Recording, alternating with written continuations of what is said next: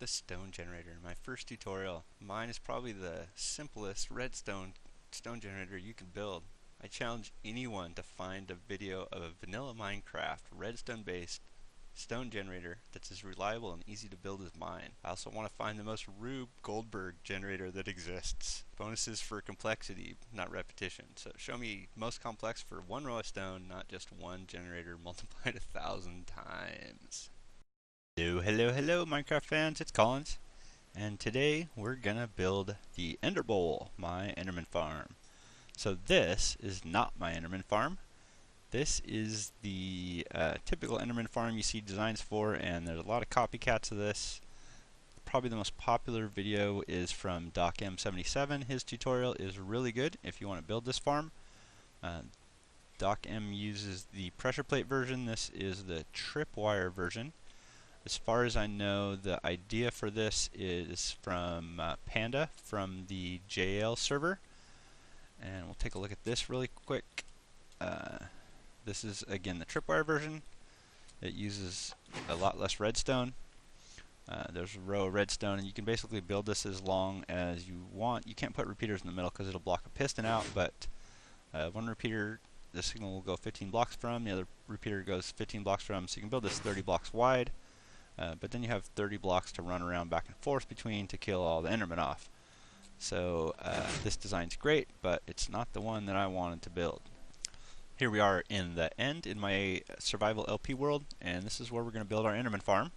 So we are on the spawn-in platform, this row of obsidian, and luckily for me, mine is outside of the island. There's some blocks out here that I may have to do something about, but for the most part mine's on the edge of the island, so I don't have to worry about coming out to the edge and then building out, because as you know, you build your Enderman farm far away from this island so that the mobs are spawning in your farm instead of on the island. So we're going to go out, and this is kind of stuff that's covered in everybody else's tutorial, so I'll provide a link for you to skip over it. But before we do, there's a couple things to note. I made a 2x2 hole and did my lava and water, so I had lava here, and it actually flowed here, here, and here. So when I placed water here, I got 2 rows of cobblestone that went down to the bottom of the world instead of 1, and that gives you a little bit more protection. I'm going to throw ladders down here, and we're going to climb down towards the bottom of the world. Another thing to note before you skip ahead is I don't go all the way down to the bottom and run a path out. I usually go down to about y = 5, and that way my platform at my destination is a few blocks above the bottom of the world, and that gives me some room to put redstone underneath stuff. But I'll go ahead and provide a link to skip ahead past building this thing, putting ladders in it, building out 200 and some blocks, and we'll get straight to the farm design for everybody if you don't want to watch all this stuff, but let's get to it. So I worked on some designs. This is one of my earlier drafts, and this uses a whole lot of tripwire. And I tested this with regular piston heads, and we don't have any Endermen in this one right now. I think I'm still in peaceful mode. Yeah. Shut off mob spawning so that I wouldn't have a bunch of Endermen growling in here. But if you don't use sticky pistons, if you use regular pistons, sometimes the mob spawns and instantly the piston comes out before it gets a chance to push the mob off, and his head's stuck in the extended piston, and the piston stays extended and the mob stays there, and your trap clogs up. So no non-sticky pistons in your trap. All sticky pistons with solid blocks, because the solid blocks always push the mob's heads off. That's rule number 1. And I came up with this version, but what I wanted to do is get mobs into a smaller hole in that giant 30 block long drop zone. So I try to get mobs into a 1x3, and I have a funky little design here. You see this does a multi-piston push, so there's some funky redstone involved in trying to get that to work. There's a little timing circuit that pulses and sends signals to the different piston rows to try to shove the mobs into the smaller hole. The 1x3 didn't work really well, so I didn't use that. And again, in my creative world, we have a couple other test designs. So this is another draft that I did. This one has tripwires, which are not on this row. In this version, I really wanted to test, putting scaffolding in. So I used netherrack scaffolding just to figure out how I would build this in survival. And I didn't want all the extra blocks, so I wanted to figure out how I could place stuff and delete blocks, and that's something we'll cover on the one we do build.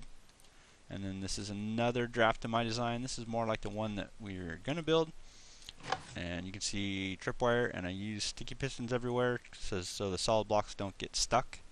And there's a bug with pressure plates, and sometimes with the redstone dust, and even sometimes with pressure plate repeater, you get a piston head that stays extended. The piston retracts and leaves the block out. Then you have to crawl up into your tower and reset that. That doesn't seem to happen. I haven't seen it happen yet in a tripwire farm, so that's another advantage to that. You can see I also did a smaller hole thing here, so I wanted to get a smaller drop zone. That's one of the advantages. So I have a lot of more vines than a typical farm because I have basically drop resets on the edges at every level as I cram them into a smaller and smaller hole, and then eventually bring them down into a 2x2 hole. That seemed to be the best size to get mobs into a small area without having them all clog up at the bottom. So let's look at how we build these. So if you've been following along in my LP, you know I've been trying to collect all the resources. Enderman farms are great, but they require a lot of resources. Even the tripwire designs are easier to build than the redstone with pressure plates and stuff like that, because you'd need less redstone. You still need a whole bunch of iron, and you do need some redstone because you got to build sticky pistons. My Enderman farm is a lot smaller than the typical one you see, so I think I need about 5 stacks of sticky pistons, slightly less, and then we have some blocks to build the farm out of and some half slabs to use for the farm. Need about 5 stacks of tripwire hooks, but I made 6, and we need about 9 stacks of spider string to use for tripwire itself. And then we got some glass to cover everything up at our platform where we stand.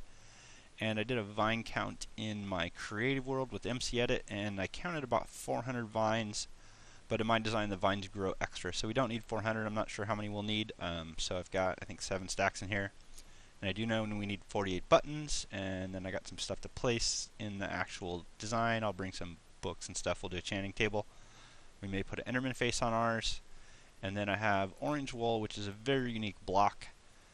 I found orange wool in a desert temple, but we're going to use orange wool to mark our drop length to bring Enderman to a one-hit kill. And that way, you know, I'm not using any of the block that I'm going to collect in my inventory, so I know exactly when I get to the right block count. And we're going to put some glowstone at the base. We're going to throw some hoppers in ours. We got to go out, so we're going to go out about 200 blocks, so you'll need like 4 stacks to go 256 out. And I think I'm going to go out with smooth sandstone and light it up with jack-o'-lanterns. Then we need some ladders to get down, and we're going to put rails, so I got powered rails and levers. We'll bring regular rails in a second, and we're going to take all of our armor off and throw it in the chest, because the first thing we're going to do is do some dangerous stuff, and we don't want to fall and die and lose all of our crap. Yeah, so we're taking nothing, just ladders. So the first thing you can do is place ladders, and as you saw earlier, I got this V-shaped thing going on, so I'm kind of protected. And I'm going to place ladders parallel to the way I'm going down. And I'm holding down Shift and placing ladders below me. And this is a little bit dangerous. You can do it. But this is pretty much how you do it. So I'm holding Shift, let go of Shift for a second, place some ladders, let go of Shift for a second, place some more ladders, and we'll see it at the bottom.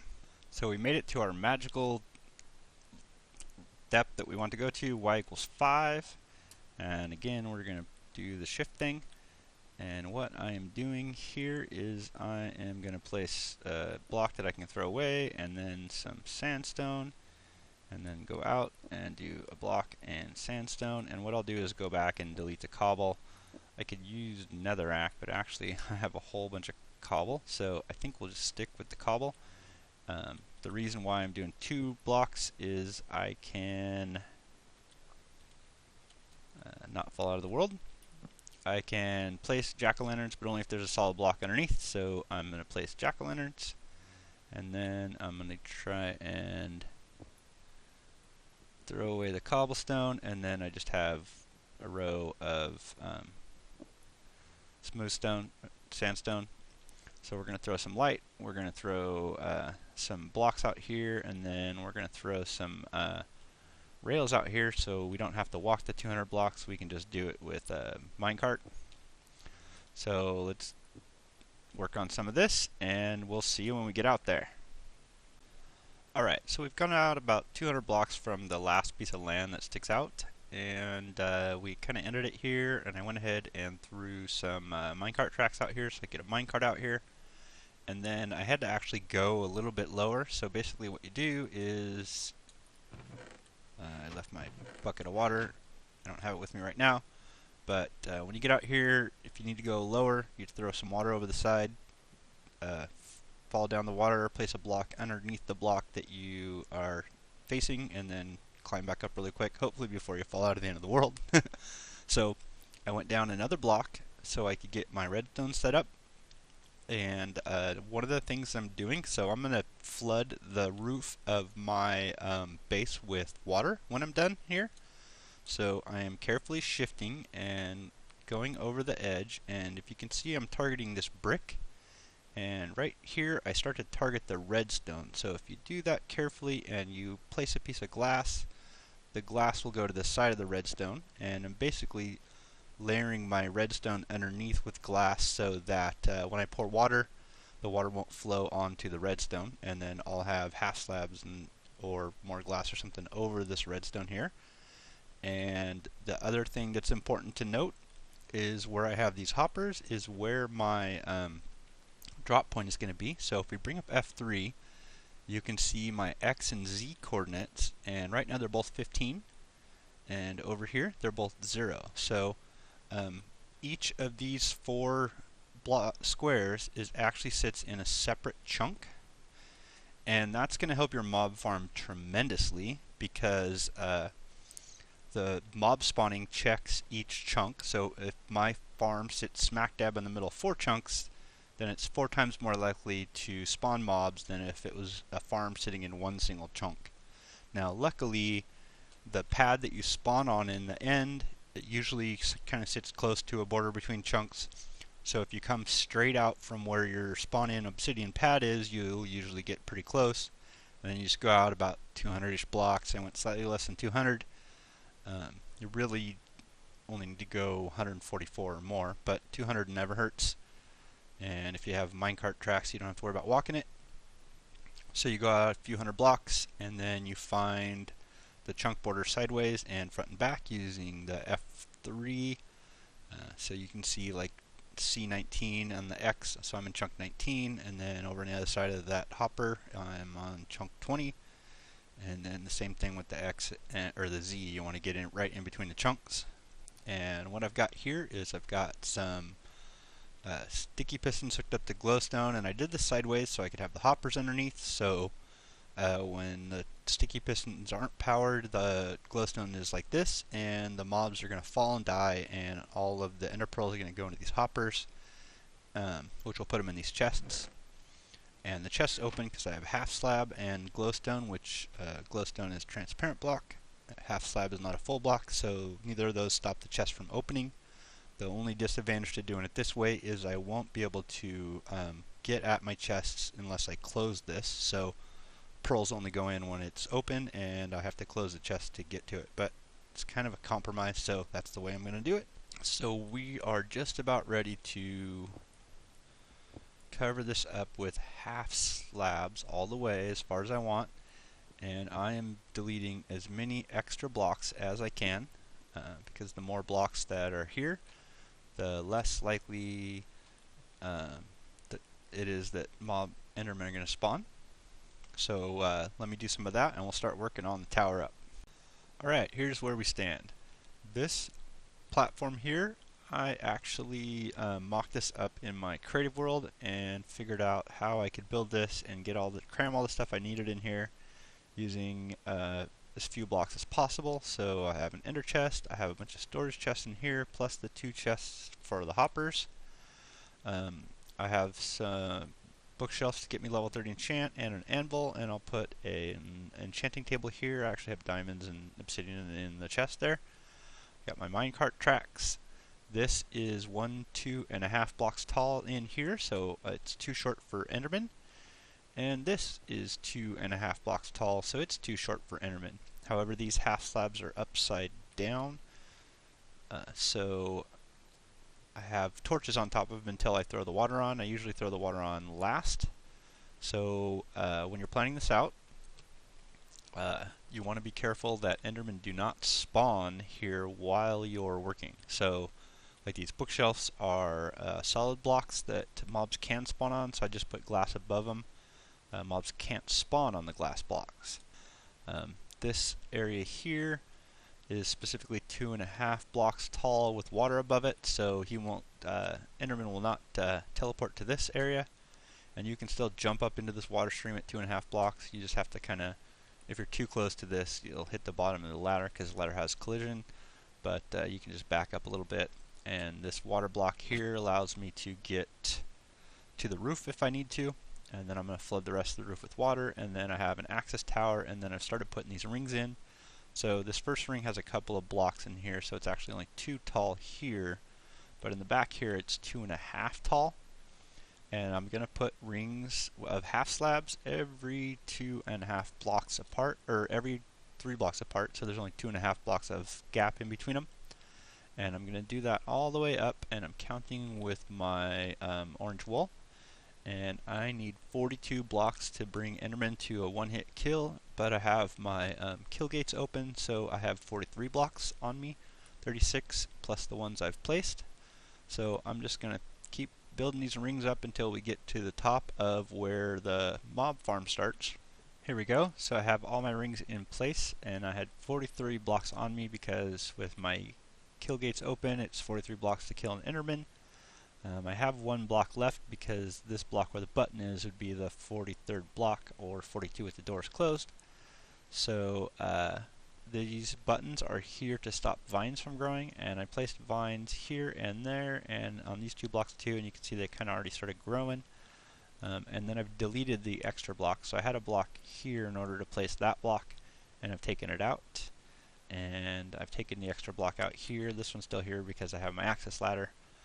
So I have buttons down below the vines, buttons above the vines, and this gives 2 rows of vines to ensure a good drop reset. And then up here I've got the first layer of pistons kind of set up already.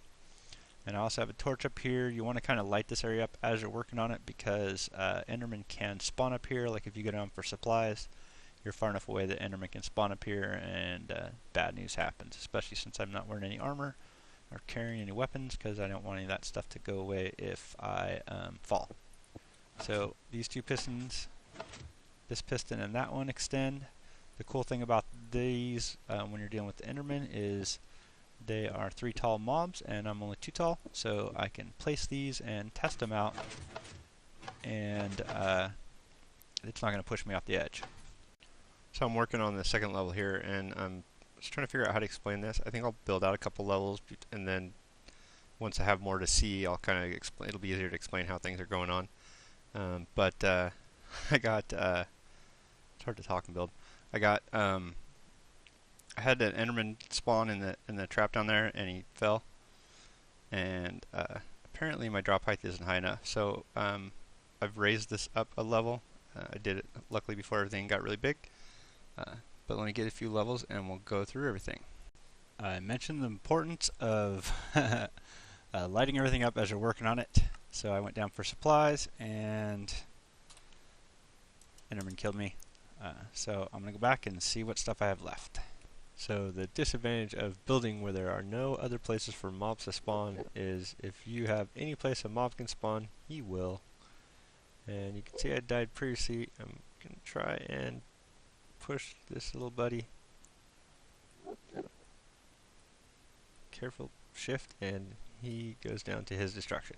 So we're coming down for supplies, and as you can see I took my marker wool out, so now what I have is anybody or anything that falls down here is going to take fall damage, and it's enough to kill Enderman. It's actually enough to kill me if I'm unarmored, I'm pretty sure. And the other thing I've done is I have placed half slabs as a platform. So you saw the clip earlier, I died and I lost a couple things. So this platform extends out a couple blocks from the end of the farm this way, a couple blocks from the end of the farm this way, and then I need to go extra on these two ends. But this is kind of a catch platform. I expect to die if I fall, but at least if I die with this platform, my stuff will fall onto the platform. So now that I've got a couple layers built out, let me kind of explain how we're doing this and how we're getting things going. So I have I've covered up my bottom 2x2 hole, so I thought I could catch the vines by holding shift when I'm going down, but I missed it last time and died and got most of my stuff back because of my platform that I built down to base, but I did lose some torches, I think. But I've covered that up now, so if I fall into my trap, I'm going to land there, and the pistons on that row are not sprung because the tripwire is disconnected. But that bottom row is a 2x2 hole with vines. We leave the 2x2 hole open in the middle at each row, so I have two buttons here to block vines from growing in the middle 2x2 hole, and then I have vines on the outside because what I'm doing is you can see the path back to the mainland, and perpendicular to that I'm expanding, so I'm expanding in this direction and in that direction. Each level I go up, so if Enderman spawns here, he's going to fall down to right down below where those stone bricks are, and he would take a little bit of fall damage, but the vines reset the fall damage, so he won't take damage at each little step, and that ensures he's still alive with one hit left when he gets to the bottom of my farm. And then the access ladder, down here you can see the access ladder is facing the opposite of the path in from the world, and then I've turned sideways. And at the top of that access ladder I have a half slab, and that's going to keep mobs spawning. That's no longer spawnable space now. And then I've gone up, and then at these ladders I have a half slab, and then I go back another block because the next level goes further back. So at this level there's 4 buttons in the middle and 1 row of vines, and it doesn't matter whether they're on this block or that block, it still works. And then up here I have 2 rows of vines, up there there's 3 rows of vines, and it's best if you place the vines before you start placing all of the spider string for the tripwire.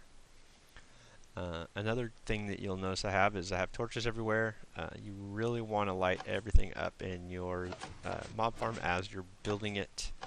Every time you go down for supplies, you're far enough away that if mobs can spawn here, they will, because there's no other place for mobs to spawn anywhere out here except in your farm. So if there's a spot they can spawn, they'll spawn there. And then what we have is we have no 3 tall spaces for mobs to spawn except on our kill pad. So this these 4 blocks here, the 4 blocks across from there, and then those 2 and those 2 are the only places on this level I want Endermen to spawn.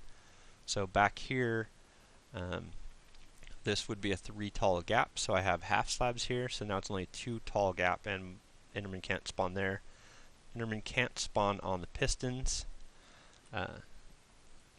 So with these half slabs, this is no longer a 3 tall place for Endermen to spawn. We don't want any place that's 3 tall for Endermen to spawn on. So this is unspawnable space. That's unspawnable space too, even though it's only 2 blocks tall. There's also a piston. The other thing you have to worry about is you want as few as possible 3 tall places for Endermen to walk or teleport to. So you can also see in the corner here I have another half slab right there, and that keeps the Endermen that spawn here from being able to walk this way. Like I go underneath this half slab, but Endermen are 3 tall, so they would bump their head on that. The piston wouldn't be extended. It's extended because I'm triggering it. So Enderman's head would be here. It would hit that half slab. They wouldn't be able to walk off. They can't walk back there. They basically can't walk anywhere. So we want as few places as possible for Endermen to be able to walk to. Basically the only place they can spawn and hang out at is your spawning pads, where they immediately get pushed by the pistons. You also want to use as few blocks as possible. So in the the way mob spawning works in the overworld, basically the limit that you can control is the dark areas, the other places that mobs can spawn. So in the overworld you have dark caves, mobs will spawn in the dark caves instead of in your farm in the overworld, and that variable you can control by lighting up caves, and then you can get mobs spawning in your farm. Now out here in the end there are no dark caves, so the cap on spawning is not a spawnable space. I can throw I can put a layer of, like a 10 by 10 layer of cobblestone bricks, walk 20 something blocks away from it, Enderman will spawn there. That's not the problem. The cap we have out here is that every extra block you place hinders the spawning algorithm. So we want to make this Enderman Farm work. We also want to make it as fast as possible. So for example, my access ladders, there's a block that this ladder here sits on, and the spawning algorithm is actually checking all these blocks right now because we are still in hard mode. And there's some light here, so it's not going to be able to spawn on this pad. There's also light on the pads up above. But this particular block that the ladder's sitting on, the spawning algorithm is still checking to see if it can spawn a mob there, and it's going to fail because there's a half slab above it. If I have a whole bunch of these, then the spawning algorithm is spending all of its time checking all these extra blocks and failing them because, like if I have a really big kill room down there, the spawning algorithm is checking all the spaces in my kill room to try to spawn Endermen and failing those because I've made it, 2.5 blocks tall, or I put water on the roof or whatever, or lit stuff up. So it's spending less time putting mobs into my farm and more time checking all the extra rooms down there. So every extra block you place hinders the spawning speed, because mobs are going to try to spawn all there. And they'll try to spawn and it'll block because of the height, the light, whatever you have. So this is why my farm design is really small compared to some of the other Enderman farms that you see. But it still works better. Remove extra blocks and that farm is going to work better. You also want your kill room as small as possible. One of the things that's become really popular now is to put a beacon in your kill room with a regen beacon, and then you don't have to worry about your health bar when you're punching mobs, because when you run out of health and start losing health, the regen from the beacon heals you. I don't put beacons in my kill rooms or a big farm or any of the large areas really, because I'm cutting down as few spaces as possible for the spawning algorithm to check to try to spawn mobs. It's not going to try to check a big huge kill platform to see if it can spawn mobs and fail. It's going to spend all of its time putting mobs in my farm instead of failing checks on my giant kill room. So the kill room's as small as possible. So the spawning speed out here in the void is the ratio of places mobs can spawn, so these little pads once I take all the lights out, versus places they can't spawn, like my really small kill room. So my kill room is small. There's 2 tall gaps inside there, and then I have as few places that mobs can spawn as possible, and I've done these 2 tall gaps. Like this is 2.5 blocks tall, that's 2 tall, only because I have to. Every place else I don't have extra blocks, which is why I may not put an Enderman face on mine. The extra blocks are going to cut down the spawning speed. So we're going to go up a few levels and check the next level. So again, ladders, half slab, go back another block. You can see, if I can get up here, so down below we have buttons and 1 row of vines. This is button and 2 rows of vines. That's going to be buttons and 3 rows of vines, and ad infinitum as we go up to the top. Now one of the things that I want to also note, we're at Y58, so we got a few blocks to go before we hit the old build limit. So anything above Y equals 127 is the old build limit. Do not build above the old build limit. Place no blocks above Y equals 127 in your farm. If you have any blocks above Y equals 127 in any chunks within 128 blocks of here, the spawning algorithm freaks out and your farm will become less efficient. So even if down there at my track right there, if I build just a dirt pillar up 100 and go above Y equals 128, this farm will become less effective. do not build this farm above y equals 128. You can see it's a pretty small farm, and we're going to have a really small kill zone, so we don't have to put a whole lot of building into this. We're going to make it as small as possible. And you can see I got the tripwire all lined up over here. Let's go up to a level where I haven't finished the tripwire. So up here I've just kind of started. You see I've gotten really liberal with the lighting. I've had a couple Endermen spawn up here. So here's the couple things to note. You place the vines before the tripwire. I don't know if you can see this, but right now I'm targeting a piece of tripwire in the air, and that's going to make it harder to place the vines. So place vines first.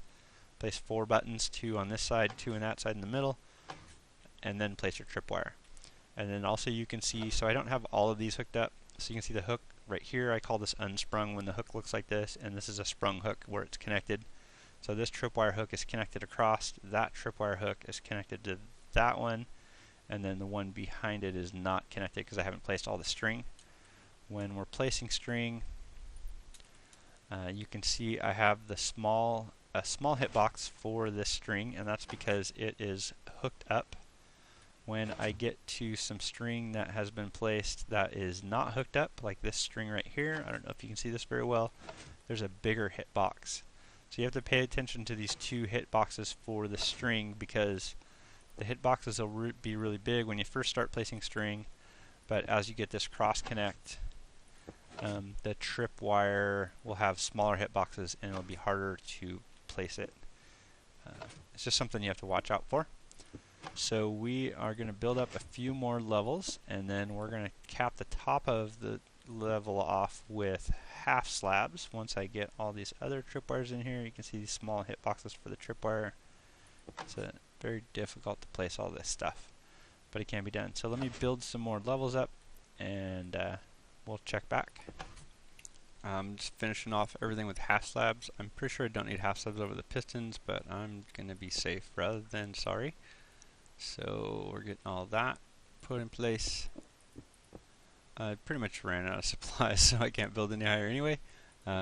For my LPers, we will probably throw some more levels on here just to have it do more when we get more supplies. But for the tutorial people, we kind of capped out at y equals 90, and we're at 90.5 because I'm standing on a half slab. So we still got some levels to go before we hit the 127 cap.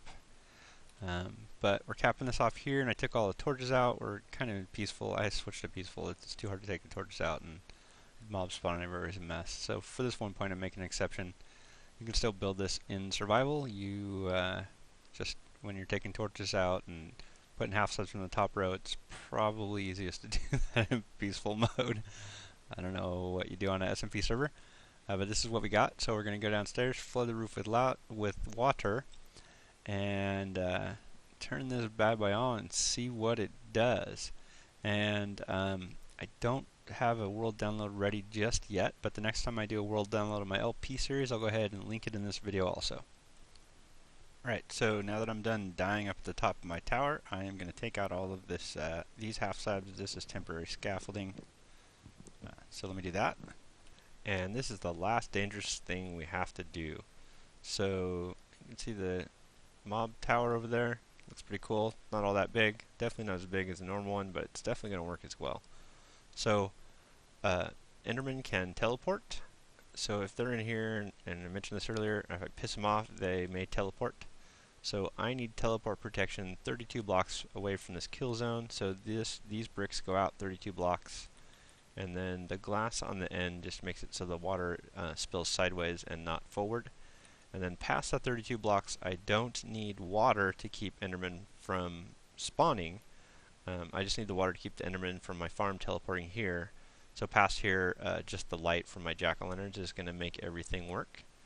So now I just place water on the roof, and I'm going to start off with an infinite pool. So those are half slabs, and I just take 2 buckets, one in that corner, one in that corner, infinite water stream, and then we're going to start placing water. And the way it should work on this end is I should be able to just place water right here, and instead of flowing towards me, it's just going to flow to the sides. So let me finish that up, and then we'll work on the stuff up here. So this water stuff is also stuff that's in other tutorials, so I think what I'll do is I will put a link in at this point if I remember to do my annotations, and you'll be able to skip forward to watching us turn it on. Otherwise, we'll finish this up. And you can see the water is basically just flowing sideways. This is all old hat.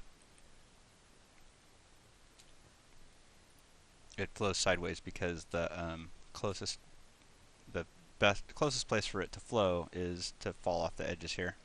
Then up here is where it's going to start getting tricky. So I need to cover all of this area. As I mentioned earlier, this space back here doesn't need water because there's only 2.5 block gap there.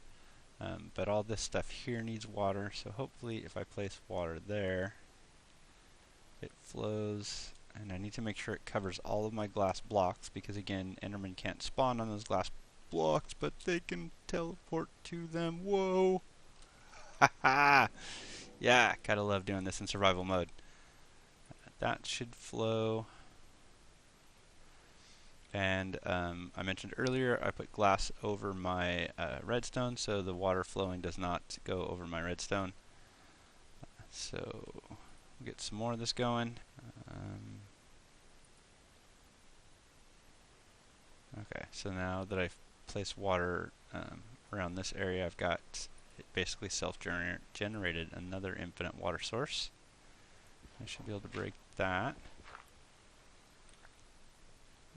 And so now this is all infinite water source because they combined.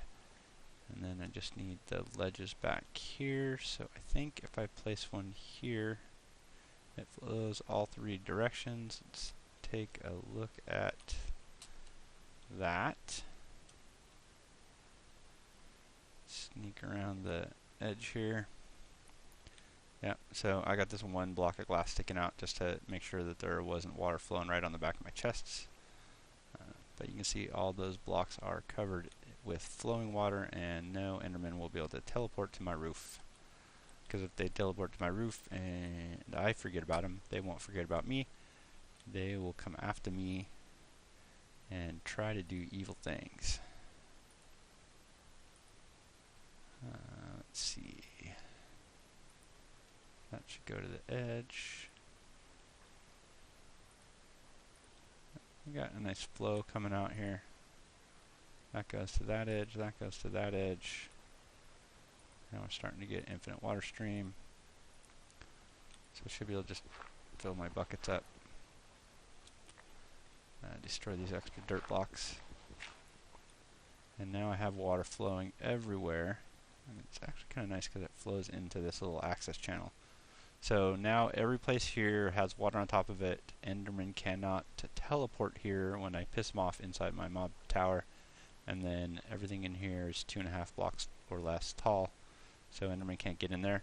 We're all ready to turn this bad boy on. And you can see water flows everywhere. It's pretty cool. Another advantage is because the water's flowing here, I threw some dirt on the side.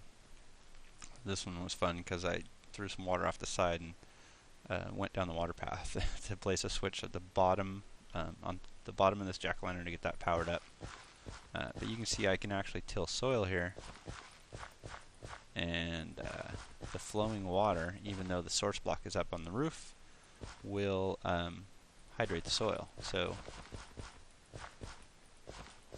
farm, we'll do the rest of that later. Basically what I'll do is grow some crops in here, and then I don't have to worry about my health because I'll keep some coal and I'll cook up some potatoes or grow wheat or whatever. As I was finishing up the last levels, I realized I had to crawl back up here after I put the water up. I realized what's been killing me when I come up here, because this is the very bottom level, there's no levels below. Like all these levels above, there's a level below, so there's like half slabs over the pistons in the back and things like that. This last level, there's no room for me to go to walk to, and this is a half slab above that block, so I've been crawling up, and when I make the transition from that ladder to this ladder, if I go this way at all, this piston here pops my head and pushes me down the little thing. I had to double check that right before we turn it on, so We got water flooded, we got the half slabs up at the top, we took all the scaffolding out.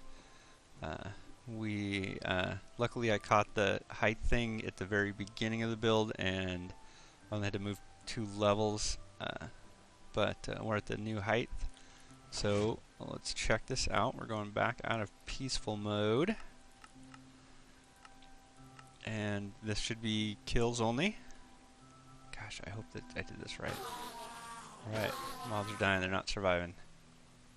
As you can see, these guys are popping in here with 1 hit left.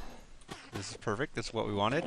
Now, most videos when you see a tutorial and they show you how great their spawner is, they started off with it already full like this, and you can see we switched from peaceful, and this is how fast it's filling up. So it does fill up really fast. We can always throw way more levels on this. I stopped at like Y90, we can go up a lot higher, but you can see it's easy to kill all these guys off. And even if I piss them off, you can hear the little Enderman growl. There's no place for them to go. They can't come in here, they can't come in here, they can't teleport anywhere because there's water over everything all the way back past the 32 blocks. I don't know if it's full 32 blocks that they can teleport to, but we got 32 blocks of teleport protection, so we're good to go. And we can just light this thing up.